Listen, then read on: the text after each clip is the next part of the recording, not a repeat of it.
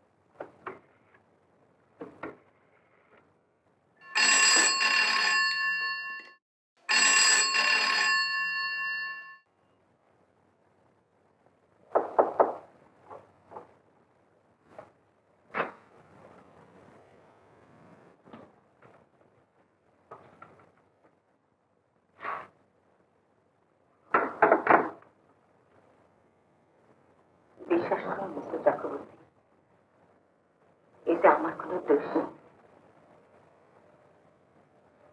আপনি বিশ্বাস করুন। আর পাঁচজন আমাকে যে যাই খুশি ভাবুক, যে যাই খুশি বলুক, তাতে আমার কিছু কথা নেই। কিন্তু আপনি তো আমাকে ভুল বুঝবেন না।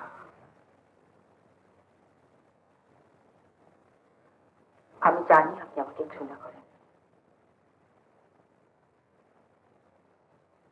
আমি আপনার সহানুভূতি করতে আসিনি, তো আমি বড় অসহায়।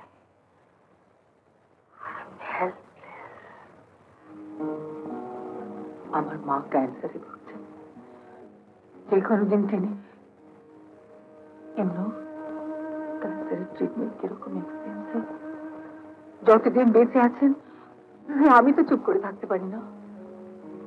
আমাকে আর্ন করতেই হবে ভাই, এনে মিলস আমাকে আর্ন করতে হবে।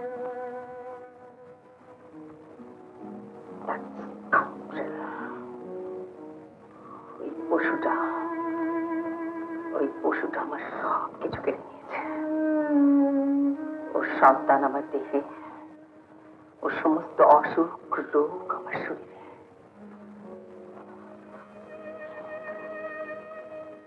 আমি জানি আমার কি ভবিষ্যৎ। এই শহরের আর পাঁচজন মেয়ে যেমন ধাপে ধাপে নিচের দিকে এগিয়ে যাচ্ছে, আমাকে হয়তো যেতে হবে। But it doesn't matter to me. I want to live at any cost, at any price. অনেক স্ট্রাগল করেছি, অনেক স্টাফ করেছি, অনেক অন্ধকার দেখেছি। মিস্টার চক্রবর্তী, দেখেছি অন্ধকারের এই মানুষগুলো সব সময়। So I don't believe in choice. I don't give any choice. Mr. Chakraborty, আপনি নিয়ে কোনো গোলমাল করবেন না।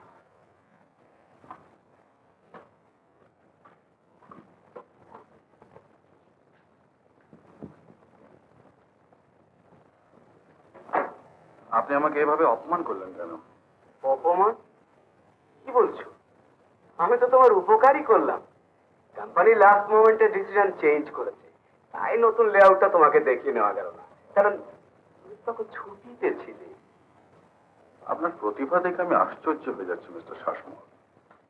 তোমার নৌহাও গুলো দিন দিন কমে যাচ্ছে চক্রবর্তী। এনিওয়ে, ভাউচারগুলো এখনো সই হয়নি, গ্যারেন্টির সামনে অ্যাকাউন্টসটা কমপ্লিট হওয়া দরকার। ভাউচার আমি সই করবো না। করবে করবে, তোমার আগে যারা ছিল তারা সবাই করেছে, তুমিও। আপনার হুইমস আর কারাপশনের লিমিট ছাড়িয়ে গেছে মিস্টার শাসমল। তুমিও তোমার লিমিট ছাড়িয়ে যাচ্ছ চক্রবর্তী।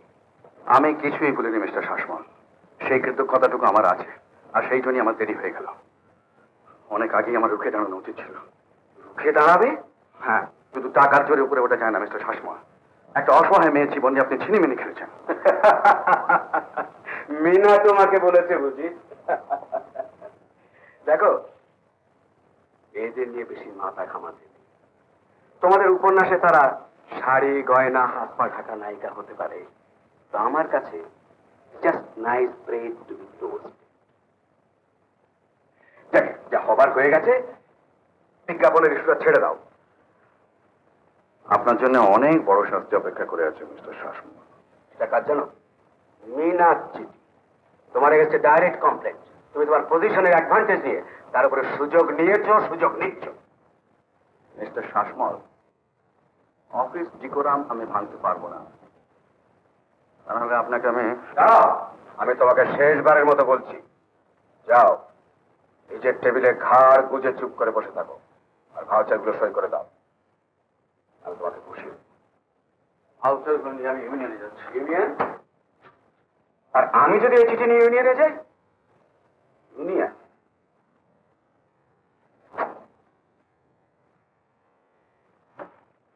জলে বাস করে থাক, কুমিরের সঙ্গে লড়াই করা যায় না, বলেন দাদা? শোনা যাক।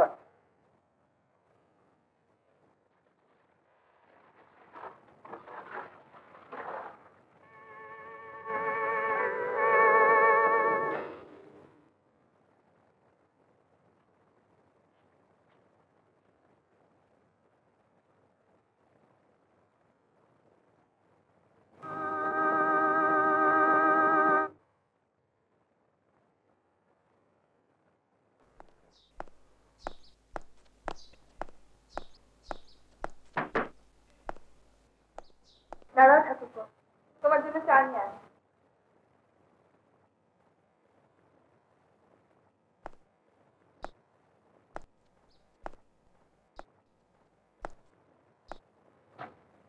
দাদা,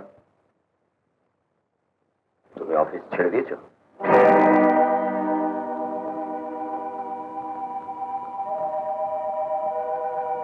না না, কাল বিশেষ দরকারে তোমার অফিসে ফোন করতে বললো।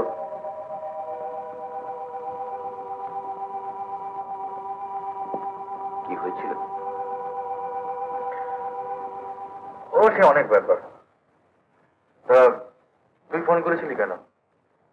বল না। দাদা, আমি একটা বিচ্ছিরি সমস্যায়। সমস্যা?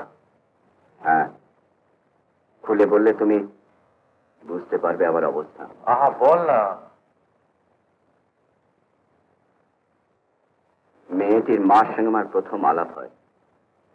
নাম সুষমা বাগচি। ভদ্রমহিলার থিয়েটার করে সংসার চালায়। হঠাৎ একদিন বিপদের কথা জানা। ভদ্রমহিলার একটি মেয়ে, নাম শুক্লা। প্রচন্ড অভাবের মধ্যে অন্যভাবে মানুষ করেছেন মেয়েকে। শুক্লা বিয়ে পাশ করেছে। বাবাটির সঙ্গে সারা জীবন লড়লেও ওদের ফ্যামিলিটা খুব ভালো। শুক্লা সুন্দরী বলেই পাড়ার কিছু মাস্তান ছেলের উপদ্রব লেগেই ছিল। ভদ্রমহিলা একা পেরে উঠছিলেন না, তাই বিপদের আশঙ্কায় পুলিশ হেল্প চেয়েছিলেন। কাজের সূত্রেই প্রথম ওদের বাড়িতে যাই, তারপর আলাপ হয়। এখন এখন সুষমা দেবী আমার উপর অসম্ভব ডিপেন্ড করেন। অ্যাজ ইট স্ট্যান্ডস নাও, মানে বুঝতেই পারছো, আমি শুক্লাকে I want to marry her.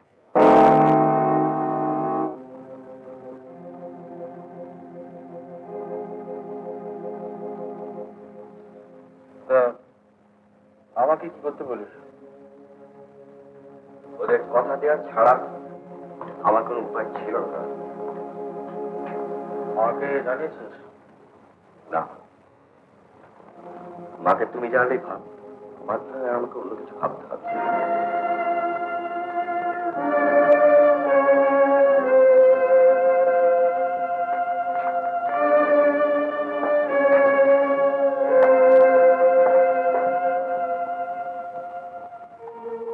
ঠাকুরপো কোথায় গেল?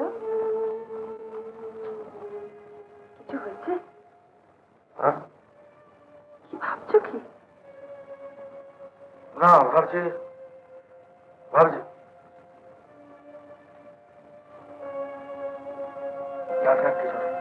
উত্তম কুমারের সেরা সিনেমা দেখতে হলে ডাউনলোড করুন ক্লিক অ্যাপ।